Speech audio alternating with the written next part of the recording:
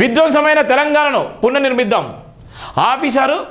IPS ఆఫీసర్ల get టుగెదర్లో ముఖ్యమంత్రి రేవంత్ రెడ్డి చేసిన సందర్భం కూడా చూసినాం. నిన్న జరిగినటువంటి ఐపీఎస్ ఆఫీసర్ల గెట్ టుగెదర్లో ఆయన చెప్పి విధ్వంసమైన తెలంగాణను కూడా పునర్నిర్మిద్దాం. ఎక్కడ ఐఏఎస్ ఐపీఎస్లు అందరూ కూడా ప్రతి ఒక్కరు కూడా భాగస్వాములు కాలే.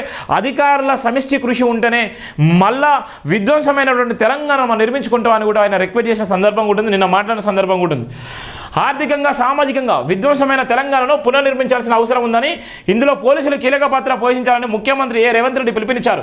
గురువారం హైదరాబాద్లో జరిగిన ఐపీఎస్ ఆఫీసర్ల గెట్ టుగెదర్ కార్యక్రమానికి సీఎం ముఖ్య అతిథిగా హాజరయ్యారు. ఈ సందర్భంగా ఆయన మాట్లాడుతూ పోలీసులపై ప్రభుత్వం పెత్తనం ఉండబోదన్నారు. తాము పాలకులం కాబట్టి పోలీసులను సబార్డినేట్లుగా చూసే పద్ధతి తమ ప్రభుత్వం ఉండదన్నారు.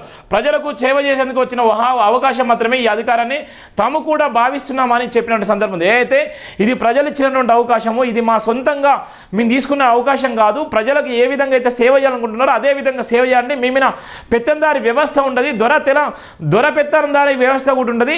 ఏ విధంగా అయితే మీ విధులు చేస్తారో ఆ విధంగానే విధులు నిర్వహించండి. అవినీతి లేకుండా చేయండి, పారదర్శకంగా చేయండి, ప్రజలకు దగ్గరగా ఉండి చేయండి, పునర్నిర్మాణం చేద్దామనేటువంటి నేపథ్యం కూడా నిన్న చెప్పిన సందర్భం ఉంది.